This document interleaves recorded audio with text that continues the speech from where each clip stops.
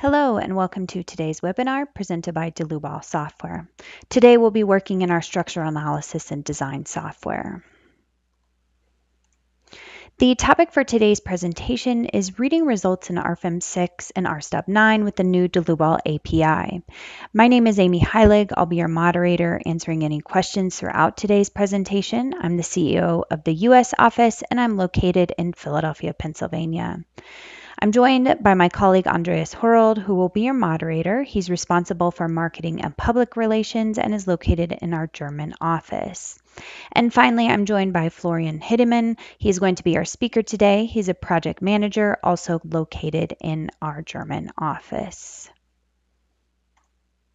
We always want to encourage everyone to ask questions throughout this GoToWebinar. You can do so within the dialog box shown here. If by chance we don't get to all your questions, we'll certainly send you a follow-up email afterwards. And with that said, I want to go ahead and turn it over to my colleague Florian for the rest of today's presentation. Thank you, Amy, and welcome to today's webinar regarding our new features for the Delubal API. And with a special topic, reading the results via API and working with them afterwards. So what I would like to show you today, in general, the first part of this webinar is demonstrating our general updates and what we have as new features in Delubal API. And this is quite a lot. I'm very happy that we can provide you some real progress here. We will showcase some features and a little explanation from my side, what is new and where to access it. And the second part is our main topics, working with the results mentioned. And therefore, I will show you some code. We go through the application together, look a little bit into debug mode and see what is, how this is structured in the background, how you can work with it, and some best practice tips. Also working with metric and imperial units with our results there. So stay tuned and I hope you enjoy today's webinar. First of all, we changed our pricing model. This is something to mention because maybe you tried it out in the last months and wondered if there is any change. And what we had in mind with this is to offer you also a free plan. And as you can see here on the left side, everyone with a full license of the program or student license can now access and test the API for free. So just try it out. Go into the basic settings of your program. I will just make a quick look around after this, how to get access via the API. But there's also a first webinar in this series where there's more focus on the basic settings. So here today, I assume that you already know how to set it up, how to do your authentication, how to get an API key. All this is still valid, but we changed the subscriptions and the abonnements. So you have just to take care that you have an API key, make it in your extranet account. Look the previous webinar for that, please. But in change to that, we have another pricing model where you now can use 1,000 API requests per month for free. And you have full access to the features regarding input data and the results which we are demonstrating today. What's important to know or important to mention, we changed the way the requests are counted. In the past, there was some special requests we count. Now we are counting everything except for some service requests. Service requests are like printing the application info or get some technical informations of it, but everything that has to do with the modeling or getting results, it's a counted request, and you can check which request is counted in your extranet account and go to API and Cloud, and there you can see your requests which are charged and which you perform, and how many you are using, just to control yourself and see, okay, what's happening here if you need to test it and you are not sure what is counted and what not. If you want further information, just have a look on our website, please. There is under Solutions a part on the website where you can see these plans, and we have a updated FAQ section with the comment questions around it. And if you have special questions, etc., feel free to contact us via support emails or sales team, or of course, Amy is happy to help here. And we delivered, like promised, now also for RSTAB 9 and R section 1. The API is now available for these two main programs as well. And I will first show you as an example how to work with the different programs. What's really important and comfortable for you to know is the installation process and etc. Everything around this, the package you need. This is the same. The big advantage here is that we unified our API solutions into one single package. So from the client side, you just have to install one package, the Global API, and within that you can use then RFM6, RSTAB 9, and by yesterday's new development, also R section 1. For today's webinar, we will focus the examples with RFM6, but they will also work in the same way for RSTAB 9. So with different programs, different instances getting in place, I would highlight a little feature, and some users we recognized stumbled around this. So if you have a look on the first webinar, we mentioned it's important that you set up your port in the right way, your gRPC server port. You can go in the main program options and settings, and here under this little symbol, you can access to configure your desired server port. By default, it's 9000. This is also the standard you use in your code. But when you have several instances open, we have a feature which might confuse you in the first place. So if the program by default has the same initial port defined, our software instances check if other programs are open and will dynamically give a higher number. So for example, if you have RSTAB 9 open and RFM6 on the same machine, and both are configured in a way that you want to use port 9000, obviously that wouldn't work. And so we just count it up to 9001. And this is the second field here, which is read-only, where you can see what is actually used. So the server port as used, marked here, is the one that you need to connect to via your software code. What else do we have new? Highly requested from some customers is the C# client, and we are very happy to announce that this one is available as well. So as you might already seen it, if someone of you is working with it, in our documentation, our API reference is really up to date. We also provide now C# code examples for each command and method and object. And yeah, we are happy that we can ensure mostly, I would say 99% of the features and functionality as well with the C# client, even if Python for us has a higher priority, and we won't promise that every feature, every access, every maybe special solution in the future is available for both.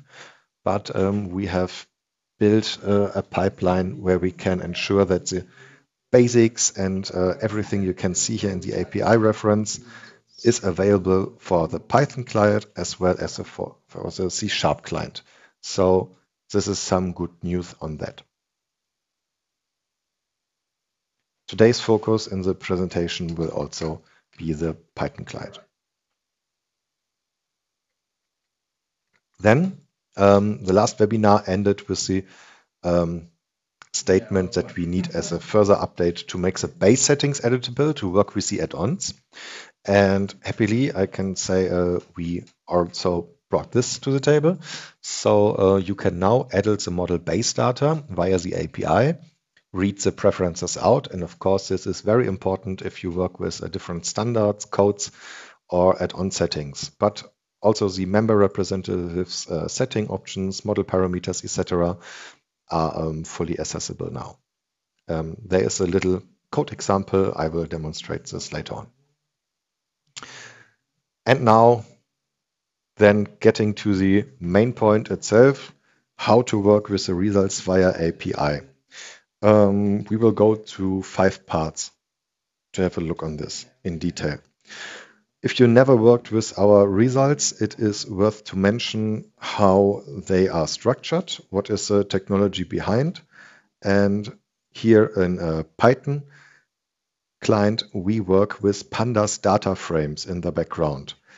For those who doesn't know or who don't know what a pandas is, it is a very, very mighty data handling package for Python with a lot of built-in methods, a lot of handy features if it comes to big data for data science, and of course working with engineering applications. It is a very powerful, it provides very powerful classes like data frames and data series, where you can analyze it, work with it later on, export to CSV, export to Excel files, print them, read for specific values, filter it, etc., etc. There are a lot of options, and it is really worth to have a look into the pandas documentation if you are not familiar working with them. It's also very comprehensive. It is very, very well documented. The user guides, the examples here for the data frame, etc. There is a lot of stuff you can make use of if you are working with your results afterwards. And I will just give you a slight insight here, as well in another very popular library for working with units. But this is something for later. So we will just have a look working with the data frames, how to access it via our API, then change the base data settings as a new feature. And of course, how to work with filters, because filtering your results can be done via client side or directly on the server side. And it's worth to mention what impact does it have on, for example, performance or how to do it anyway. Big topic for you maybe, if you are on the imperial unit side of the world, let's say. Our API in the per default offers the results, and this is also valid for the input values in SI units, so in metric units like a Newton, meter, etc. And I would like to demonstrate you some kind of a best practice how to deal with these different unit conversions, and there is a very, very nice package. It's called Pint. You can see it's Pint is a very handy measuring unit for beer. And this guy here felt the need to program something to work with different units, convert them from meter to imperial, or even if you need to calculate from inch to foot, whatever. It has some very nice built-in features. And it is also very, very useful to work together with data frames from pandas. So it goes hand in hand, working with units and pandas data frames. So this is something I would like to give you on the hand if you not already know it, and show how to work with it efficiently to get to the same results via your API, like you see in your graphical user interface, where the units are maybe imperial as a setting and not SI units, metric units, like we deliver via the API.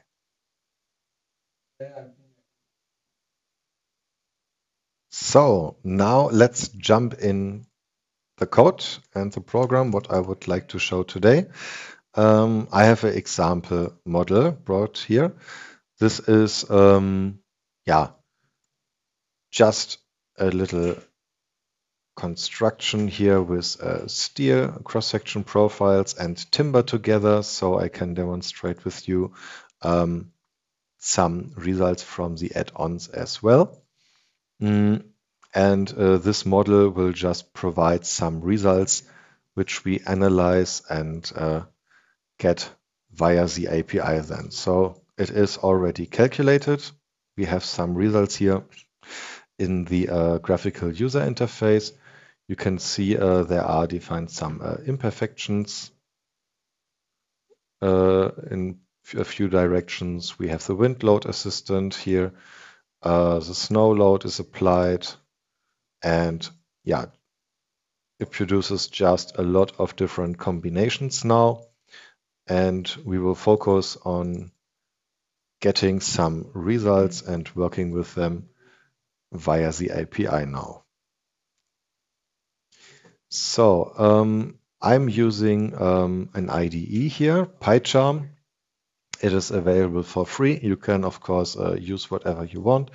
But here I will go through these chapters together with you to demonstrate how is it working.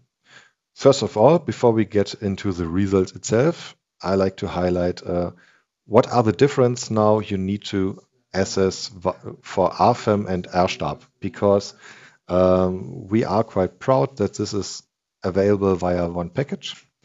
And as you might used to, you know already from Global API import RFEM, to work with the application here, and then you define every object, every call, every method with this package here. And what do you have to change if you want to work with RSTAB now? It's not so much. I copied the example from our website with multiple models, and you can see the difference here. Now we just import RSTAB, not RFEM, from the Drupal API, and work with this exactly the same way. So it's really, really unified. The only difference here is that in RFEM, maybe you note we have lines as a basic element to model, which do not exist in the RSTAB world. So in RSTAB, we define our members by nodes. And the difference here for these model examples are only that in RFEM, we define the member later on the lines. We just build here first lines and then assign the members to lines. But the main principle is absolutely the same. And you can very easy just search and replace RFEM to RSTAB in your code. And it should, if the logic and the capabilities of the software are respected. Obviously in RSTAB you don't have surfaces and solids and no lines, for example, but the other parts are quite the same. And this is very good if you have several applications which might slightly change between your programs. So demonstrating it here, we just run the script, and our example model now created here a silo, which has also surfaces in it. And here a simple example of a steel hall. And in the same way, I also have RSTAB open. It's empty for now. I go to the RSTAB script, do the same, just execute it. And I will now switch here. And you can see now also RSTAB can be controlled via our API. So far, so good. I will switch back to RFEM and open our example model for the results.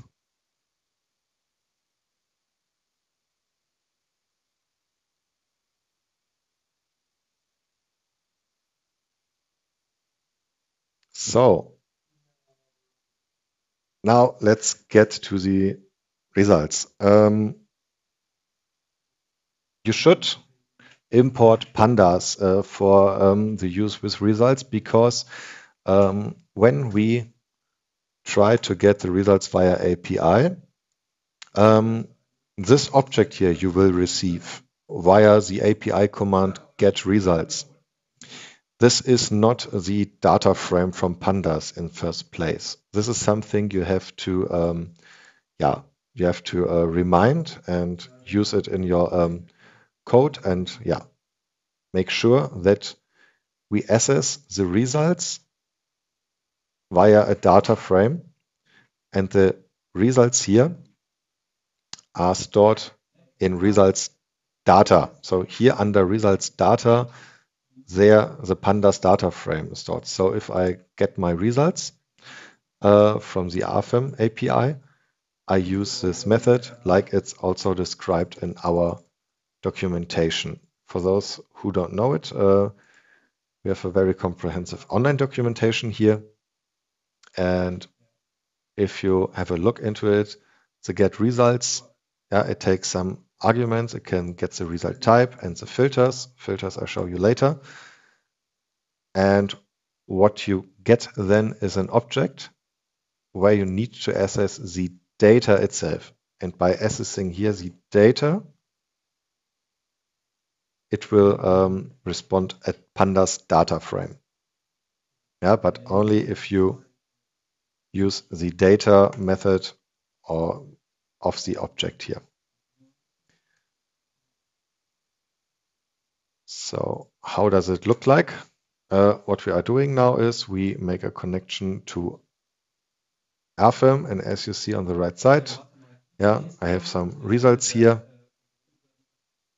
And what I want to get in the first place, I have to define this every time if I want to have some results. I want to have the static analysis nodes, global deformations. In the same way we use our own enums for the whole RFEM interface here. You can access our enumerations in the same way that you go to the package and navigate through the same results type here. And then you can see what is available as a result. And this is already a lot. We are further developing it from time to time, from week to week. And everything you can see here is a result. So this will deliver an object in which you can access the data frame. I've done it here. The result itself is an object in a, let's say, a self-defined global object. And in this, under data, you have the data frame, the result df here in this example. And what I've done is I choose, I want to have the node global deformations and just print them out. So here you can see the result. Mostly I print the application info to see what is running here. And then here is a glance into the data frame. This consists of nearly 30,000 rows. So very big objects. And if you print data frames, it's a built-in feature. They give you a preview of this. You can also define that you will print the whole data frame via these pandas options here, and how many columns are printed out.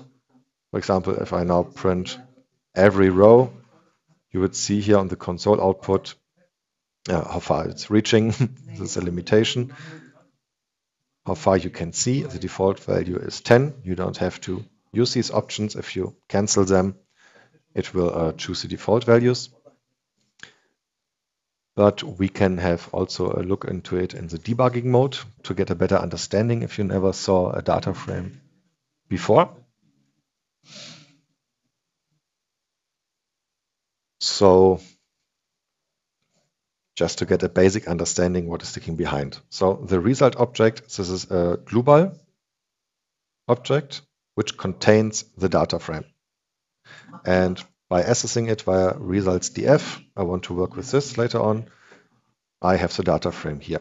You can also directly do this like in this example, but here in the webinar, I just split it up into several steps that you can better understand what is happening here, and this is laying inside. The data frame itself looks like this. Yeah, you have here several columns with the loading, node number, etc. And the data frames you get via the results. They look very different than these ones you get by the get result table. This is an important difference. So we separate between get results and get result tables. The get result tables, they have the methodology that we want to access every result table you can also see in the graphical user interface. And these informations here are not the same you get if you use the get results command. Later on, I will show in the end of the webinar how it's look like if you get a result table. And these are the ones you can access also via the graphical user interface. What we recommend is if you are working only with API and you get every result in this results type, you can work with this in total. This is like the internal information RFrame has to process the informations for the graphical user interface, etc. But if you are used to the exact output you have in the graphical user interface, or you were working with Excel sheets in the past or exports here, or you need some informations like total, min, and max, then you can use the table view. So we offer two separate principles to access a result. One is more the internal information with get results, and the other possibility is the get result table. Two different API methods we offer. I showcase them later. Okay, now we got our first results here with the nodes. You already saw it was 30,000 node values. And what are the advantages now? You can work with data frames, for example. I enhanced this code here. So what we can do with a data frame in a very easy way, for example, we can only show, for example, the results filtering by a specific loading and in combination filtering by a given displacement. Here, now I'm working in millimeters. Later on, I show you how to do this with foot or inch in a data frame. And what happens now is from the 30,000 lines we have, these are only these ones now here, because I filtered for every line with load combination CO23 in combination where the displacements are bigger than 10 millimeters. So you can see this is a very nice built-in feature. It's available in the pandas documentation how to work with it. And after I filtered these results, you maybe see here's only the displacement in that direction. And this is something I filtered here as well to say, give me only the node number and the UZ value. So with these few lines, you see, we go from this data set here to this one. So this gives a first idea how to work and make use of the data frame as built-in feature.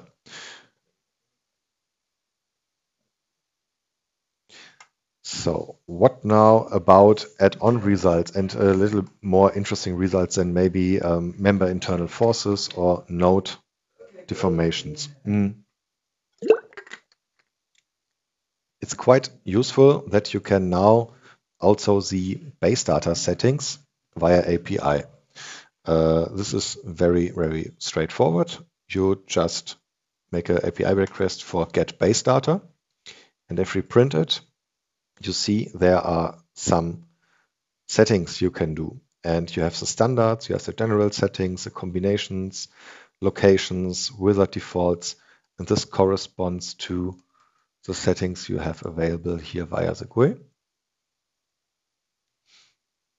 And as you can see here, some of the add-ons are active. In this example, it's steel, timber, structure, torsional, warping, and you can find these ones here marked as true, together with some other settings. This is very, very useful if you like to set it up completely automated via the API and doing a model from scratch. So how to change these things? The recommended way is that you get first the base data and then manipulate this object according to your needs. So first, if you make a new model, I already have one open in the background. So here now I will change the base data.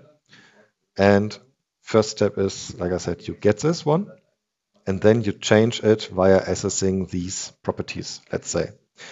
And for example, if you want to make the steel joint add-on active, you just change it here on true. And in the next step, you set the base data with this manipulated object. But here I want to change even something more because, as you know, we provide a lot of different standards and codes. And this is always important that these one correspond with your needs. And here I start in the example with our European codes and German national annexes. And as you can see here, they are set it up in my for the needs in my local country here, Germany. But maybe you want to change it to some other standards. And for this reason, you can just change it in this way here. But I defined a little dictionary here. You don't have to, but I think it's very neat to do it in this way, where you can say, these are every time my standard configs I want to use. So for example, for the load wizard, you take ACE 7. For the steel designs, you take AISC 360 in the actual, or in the one of the actual versions, and the timber design groups, etc. These are just defined with the enums we provide under RFEM-based standards. And then I build a loop which takes these keys and values here and change my base data object I got here from this call. And if I process this now,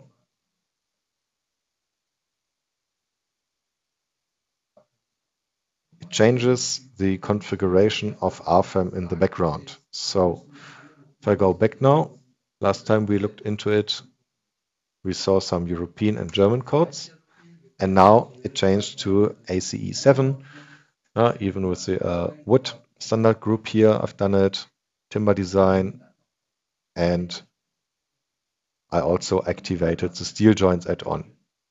So this is a very neat way to make your setup also automatical. You even can change, if you like, for example, things like the global axis, the orientation, that it's going upwards or downwards. Everyone has its own favorite settings here. So in this way, you can edit the base settings now and make add-ons active, change the code, etc. So once you were doing this, I go back to the European codes for now because I calculated the results with them before this webinar. And what we are doing with the results now is we want to see the results from steel design add-on and timber add-on, because this is also a new feature that we can access now a lot of different results. And our philosophy in the Global API, for those who are maybe confused now, we go for a lean approach where you have only a few necessary commands and a lot of different objects you can define. So for the client itself, you see here, these are the available commands. They are as general as possible. And with the model or the object definition, we try to define everything you want to access or change in the program. So if you, for example, want to have a specific result, you define a result type and go into this with a enum value and hand this object over the result type to our getResult request. This is the idea behind. So the model, it just loads up in the background. Perfect. And I pre-calculated it with some results from the steel design.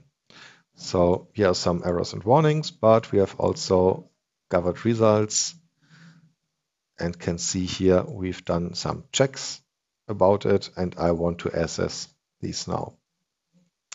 So what do I do? In the app with the client, I will get now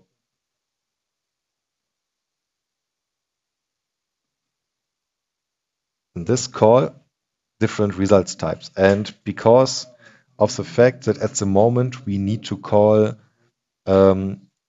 different requests for different result types, in the future we are planning to also allow a list for this, so that you can define a list with different result types. But it has also some disadvantages. Here the advantage is that the big amount of data you transfer, it is more stable to do it in small chunks. So if I want to have my results for steel design, I have this result type here with steel design, member design ratios. And for timber, I have a different one. And I built now here in my construction a dictionary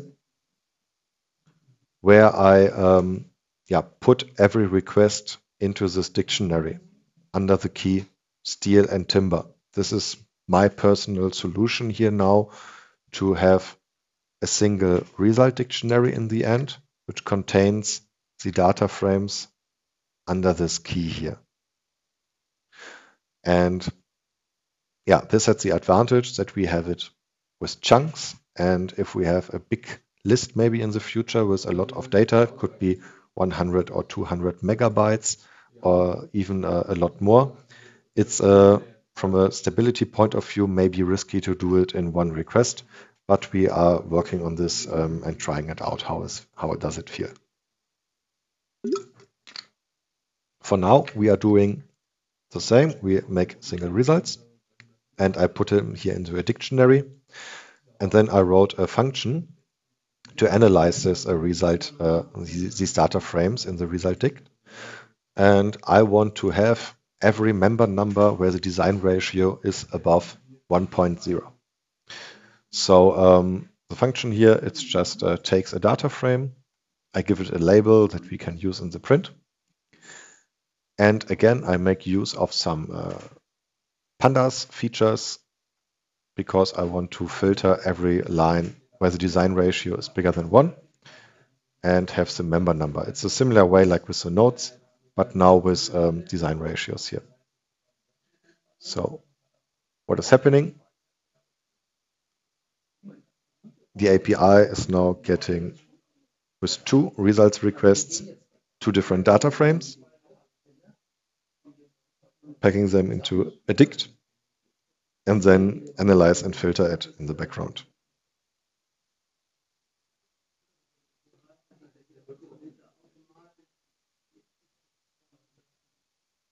So, and what we can see here is it found that for steel design, no member is with a design ratio bigger than 1.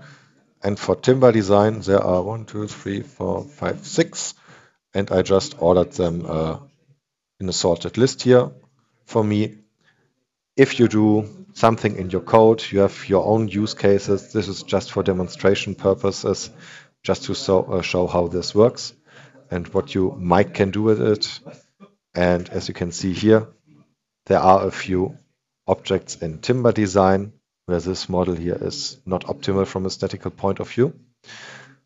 But for demonstration purpose here, we found that some objects here have design ratios over 1. And if we go into the details, here you will find the same objects like we found via API. For example, member 331 was overloaded, and this is also one in the list. And if we go to everyone else, we analyze these data here via the API now.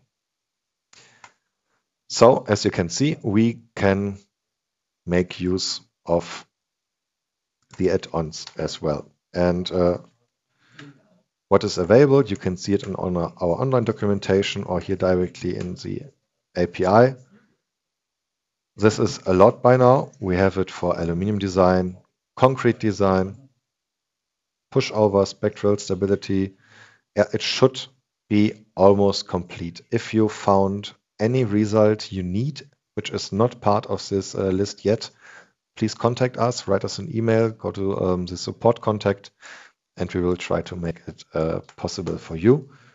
We want to have a full approach that we have a complete access to all our relevant results here. So, and as you see, it took some time to transfer all this data, and the analysis of it is very fast with Python here, my local machine, but the transfer took some time. So it might be useful to filter these things. So there are two strategies you can use. One is on the client side, like we did it in these examples here. So we just get all our results and then work with them by filtering in the data frame. Again, I want to have in this example the member internal forces from the static analysis. And what I've done now, I wrote a little function for me, a little helper function which stops the time. So when I use this time block here, it's a self-written function that will measure the time needed for everything what happens here in this block, just to compare it later. I fetch some results from RFEM, the member internal forces, reprint this data frame first, and after that we will filter it that we only have the results for the load combination 1 into it. And then we print the filters data frame. Furthermore, in the end, for later use, I save this data frame to a CSV file. This is also very, very easy when you're working with pandas data frames. So let's see what happens. It should need around 10 seconds to get the results via API. And this is, as you will see in a few seconds, because of the reason that we have over 500,000 rows of data into it here with a lot of different columns. So this request took 9.8 seconds on my local machine here. And as you can see, we have 583,000 rows with 15 columns. So this is a lot of data. And when I want to work with load combination 1, for example, in my code, or another one, it would be fine to just access around 2,000 rows at one time. It really depends what you would like to do with your results. It can be nice to get everything once, save it into a CSV file or pickle them with Python and work with them later in the code without using our API anymore. Or if you want to see some specific results and working with them and do some iterations, maybe it can also be nice to filter them by server. And this is the alternative here I would like to show you. We want to have the same results in the end, everything for load combination 1. And for this reason, we can use the optional argument result filter in our get results method.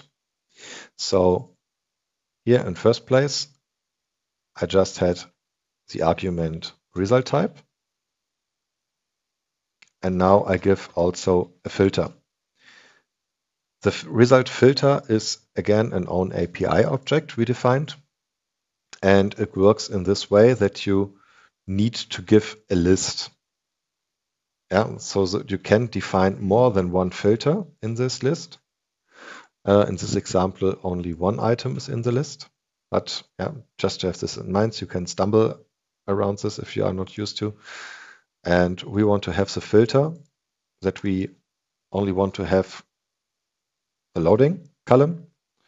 And the filter expression is combination 1. Yeah, it's the same information like here, but we are giving it now in the API command.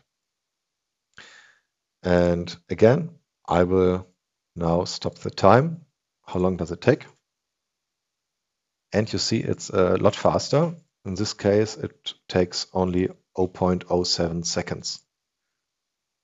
So this now 0.04 seconds. So it's 200 times faster now to get these 2000 rows here with the right combination. And if speed and performance is an important factor and you want to lower the amount of data you transferred, you can also use these server-side filters.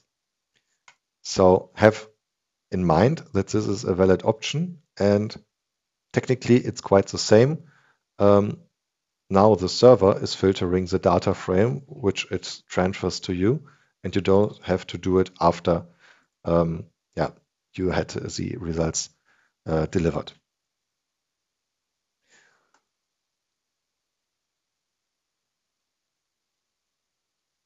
So, and maybe you already wondered, if you are used to imperial units, what these strange numbers here are.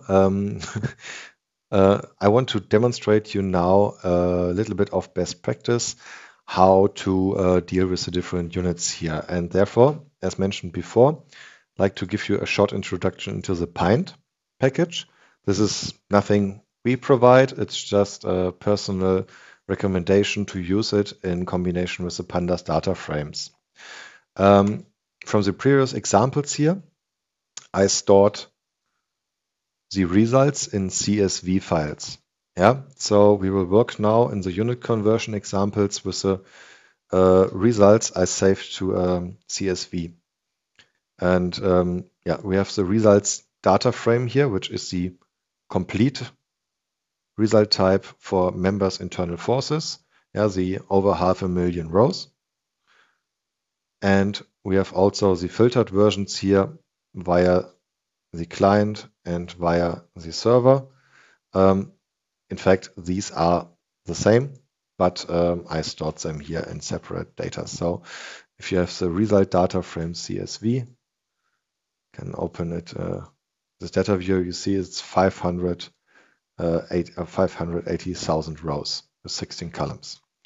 And the values you have here are just floats. There is no special unit type, no special data type. These numbers here are just numbers, and you have to know that we deliver via API in metric SI units. So it would be maybe handy to transfer them in units if you work with them. And for that, we can make use of the Pint library. How does it work? I made a short example here, and it's very easy to use. You have first you build a unit registry. This is also explained in their user guide. And now I define length, for example, in kilometer. Just say I have my value here and multiply it with the kilometer from the unit registry. And once I've done that, the length in kilometer is now very clever, because if I print it, we see, okay, it gives a string with 1 kilometer. And I can now say, give me the length in kilometer and transfer this to miles. And now it calculates automatically into a mile and print me that. And if I want to have only the value, it's also easily possible. I can access the value via the magnitude method or property of this new type. the length in kilometer now is a data type pint. It's from this package here, and it provides all these different methods like conversion. And even if you don't want to convert to total different systems like metric to imperial, it's very nice to work within in the same unit space. So just to make it crazy, I have a length in centimeter, a length in inch, and a length in foot. And I want to have the sum of these lengths. Usually it would make, at least for me, it's not used with imperial units, make a big headache. But here I can now just sum them up, and pint is handling the rest here. And now I add centimeter, inch, and foot, and I want to print it in yard, just because. And you can see it's working really, really fine. And yeah, I've tested it, so it should be the right value. So, but we have data frames and want to handle it in a bigger style. How could we achieve this? I built a small introduction example here. So what we are doing now is I just have a loader that provides me my results data frame again from this saved version here. And we print out the original results to remind us what we have here. Yeah, and I will do this several times over this example.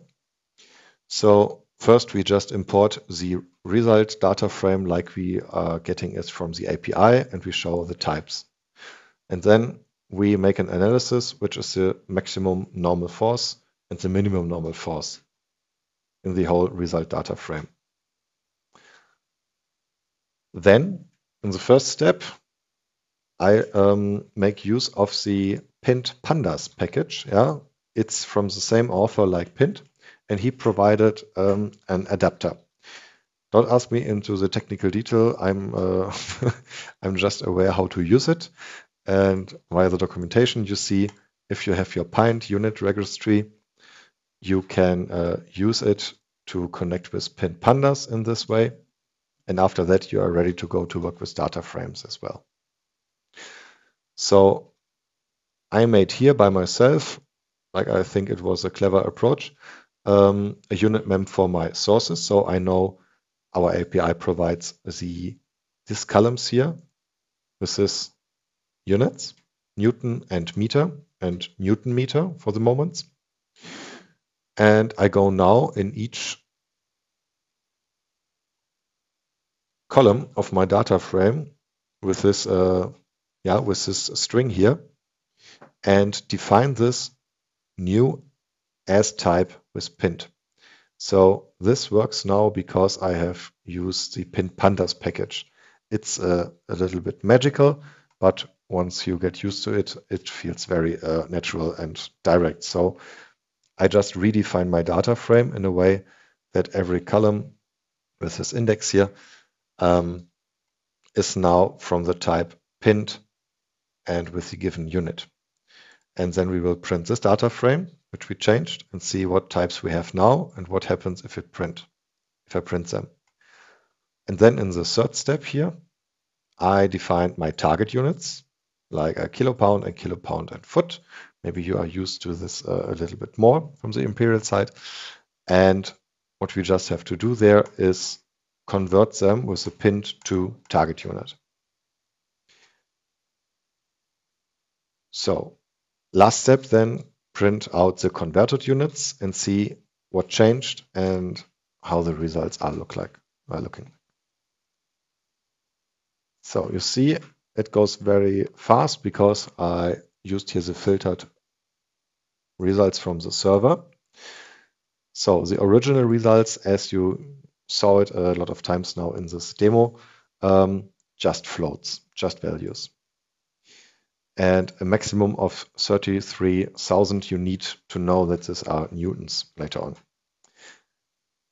In the second step, where we defined with the source unit maps, it changed a little bit because now this data frame with the Pint units, it contains the Pint Newton, the Pint or pint, meter, Newton unit types. And in addition to that, pint says, okay, this is a float 64 type. You can work with NumPy packages as well to calculate with these values in the same precision like before. For this example, I only transferred these ones and not the others in the data frame. And if you print now min-max values, you have the values here in Newton, but it stays the same. And now in the final result, I just converted them to the target unit, kilopound and kilopound per foot. And you can see it just converted them, and my min-max values changed now. And when I go to RFEM now, we have filtered results. I filtered them for the load combination 1. Let's see if we get the same results here. Static analysis, results by member, combination 1. And you can see here in the left corner, max n is 7.547, and minimum minus 8.254.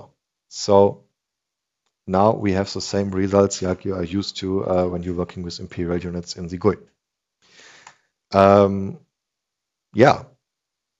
But of course, this version here, this format is not very good for practical use. So in the examples, I just wrote you to give an idea how to work with this as a best practice style, a little module, the unit converter.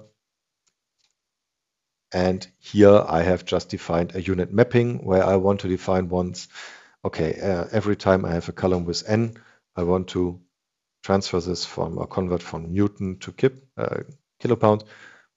And even if it's made with vertical shear forces in y direction, or if it's defined in local axis direction with u and v, I just define here from what unit I want to convert.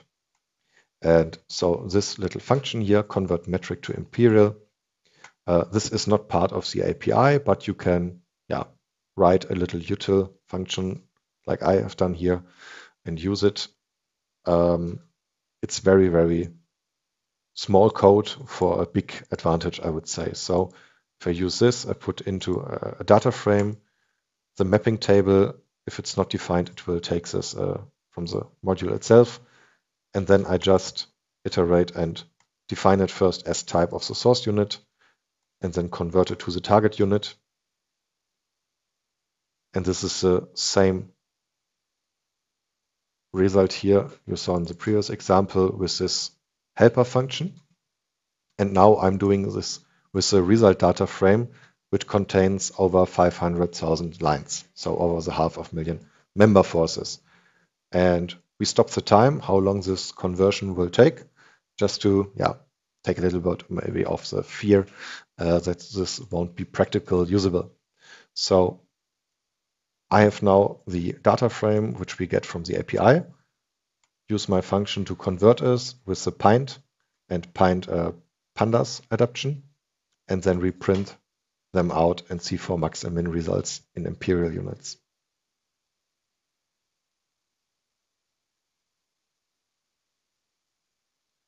And as you can see, it took under a second, 0.97 seconds.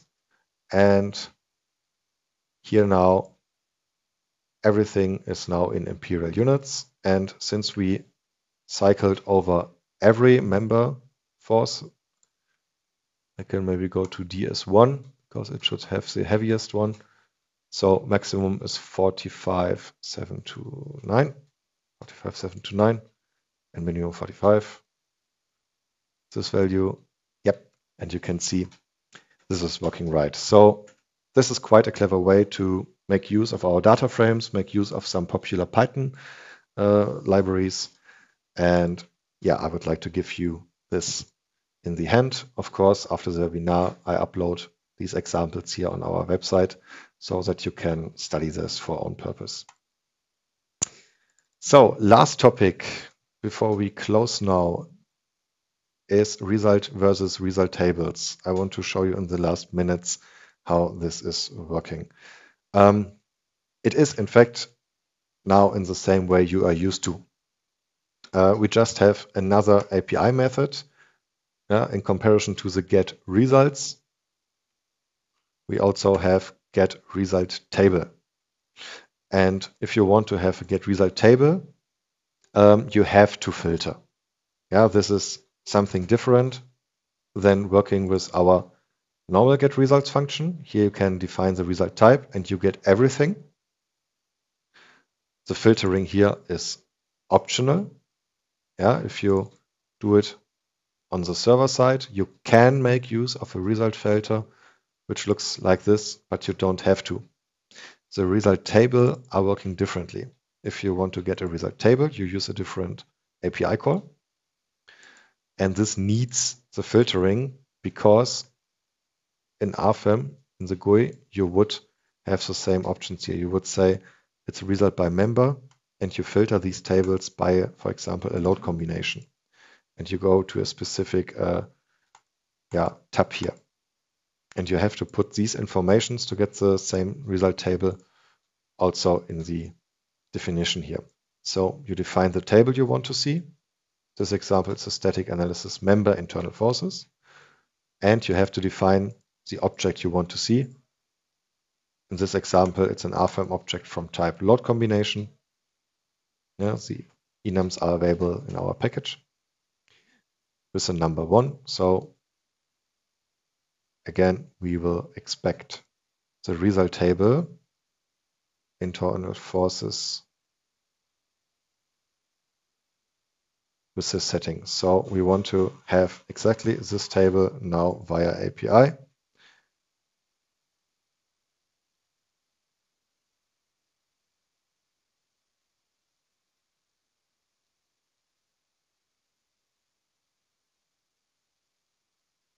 And you can see, I just print every column here. You get exactly the same layout like you are used in RFEM, but be careful, you have to check it. Some examples here have different columns, like if you have the normal force here and the vertical shear forces, these are with the index for the global axis. Obviously, if you have the internal forces here, it can also be that you have the local coordinate system. So here in the result table, the indices are for the local coordinate system. In the RFEM GUI, it's for these are the global indices here. So different ones. Make sure that you double check what you have here delivered in the result tables. And again, same principle. If you make a result table call, you have to access the data within to get the data frame. And what I did here is just make use again of my converter to get this data frame here with the member forces of combination 1 and convert them to imperial. So the values you can see here are converted. And you can see here, we also print out the summarizing lines, which are usually at the end of those tables. There's a total max min here. And now we have a total max min, again with 7.5. And without any processing or searching by myself, the result table is providing this as well. So the total max, total min, this is a tag column. And for n, these are the same values we have seen before. So the last thing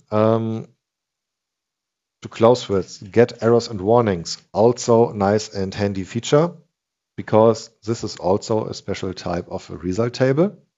And just to mention it on its own example, via accessing the result tables, if I have an error and a warning, I can access this table too. And this is something clever if you want to go to error handling. If your calculation went wrong or it aborts or anything, you are usually interested in why this happens. And if you have an automated workflow, maybe you need to process this information to give feedback to the user, do another iteration run, change some settings, etc. In this calculation here, this is empty, the data frame, because everything went fine. If I change the model slightly, and with slightly I mean delete one of the main columns, I just try to calculate now, let's say save weight. You can expect that the calculation will not happy about this, and we have some stability errors. So when this happens, of course, I expect you do plausibility checks and you have a try except loop if you want to calculate with our LPI. But maybe you want to access now this information. And this is also a result table. We have the errors and warnings here.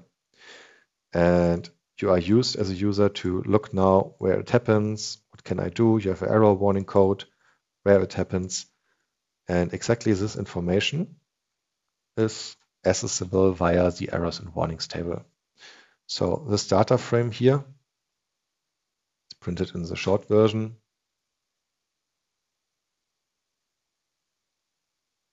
So we set the option that it prints every column.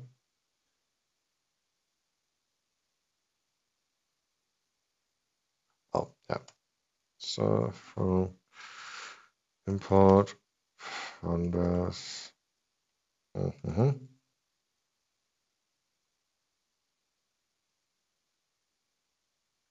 So you can see the full information is available. You have the columns here, like in the GUI, which load case, which object, the warning number, and what is the text. And if you would access the data frame directly, you can see there is a full description available. We can go into the debug mode to show it. Click in the data frame and you see here, this is accessible as data completely, the same strings. So, and last thing has also to do with error handling and how to manage if there are results or not. If your calculation went happy or not, and you maybe have some if loops, if the plausibility check was successful, if the calculation was successful, etc. Maybe you want to check in combination with the get errors and warnings if you have any results. And what now is the case? I don't have any results because I deleted them and everything failed. So I can ask RFEM, do you have any results? And I want to see the value of that. So here's a pair. We are getting back where the value is true or false. And I can also check for a specific load combination if we have a result. And then you can build in your own loop. Okay, you only make an API request if this one is true or false. Yeah, this is the idea behind that you can control your workflow a little bit deeper. Oh, I didn't close the other call, I think.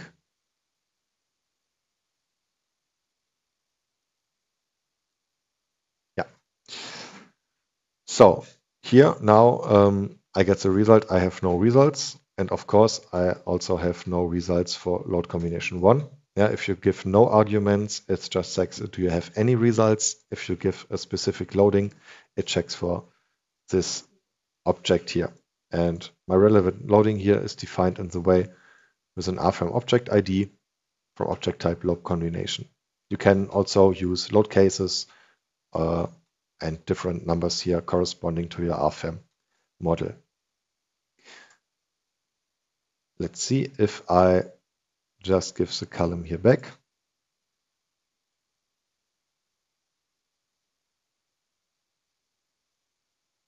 And I test it. I calculate only load combination 1.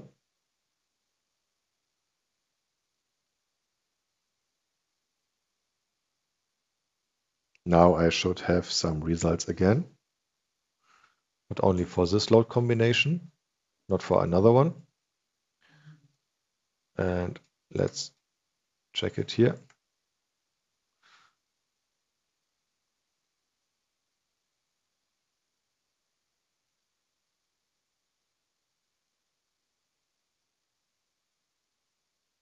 So what should happen? We should see that we have results in general, and we have results for load combination 1. We don't have results for load combination 2. And here I just got again result table member forces for combination 1, which I could have controlled by the true value I get from this check here. So that was a lot of code in detail. I hope you enjoyed it a little bit. It's difficult to show this very theoretical stuff and codes, but I'd like to also to give you a deep dive how it works, how this looks in action, and yeah, you are only limited by your creativity what to do with it, with automated design checks, with user-defined workflows, process informations in other workflows, whatever you want. But here you have some tools now where to get work with our API, and yeah, in the end, the results are the most important thing we would like to have, because yeah, if you have a successful calculated model, you want to do something with it, right? So with this demonstration here and this deep dive, I would like to give back to Amy, and thank you very much for your attention today. Goodbye. Great. Thank you, Florian, for that helpful presentation today on the Dlueball API. So we'll go ahead and wrap up today by visiting our website, dlueball.com, where we have released our new Dlueball community. So you can find this button up here at the top of our website here. And this allows users to ask technical questions. You can engage in other discussions with other users, and you can also interact directly with our team, again, with any questions or comments about our software. So go ahead and give that a try again directly on our website up here at the top. If you are interested in scheduling an online demo with us, you liked what you saw today, or you're interested in discussing some of the other capabilities of our software, we would love to set up a short demo with our sales team. So you can go ahead and scan the QR code shown here. This is available in the GoToWebinar handout, or you can visit our website at dlueball.com, and we'll certainly be in touch to coordinate further. We will have many more upcoming webinars. You can register at dlueball.com under Support and Learning Webinars. As most of you know as well, we tend to send out a reminder email before these webinars take place. PDH certificates will automatically be emailed to all participants who were here for the full presentation. So this is a requirement of the states that we are pre-approved providers, that you are here for the full 60-minute duration in order to receive that PDH. If you did watch with a colleague or in a conference type setting and you yourself did not register for this GoToWebinar, but you were here for the full duration, feel free to send us an email at info-us@dlueball.com. Let us know who you watched it with, and we will certainly send you a PDH to your email directly. Now, one more thing is that this is not instantaneous. Directly after the webinar ends, we do usually need about a day to send those emails out. So just keep an eye out for that. And with that said, we want to thank everyone for attending. And as always, we hope to see you at the next presentation. Thank you.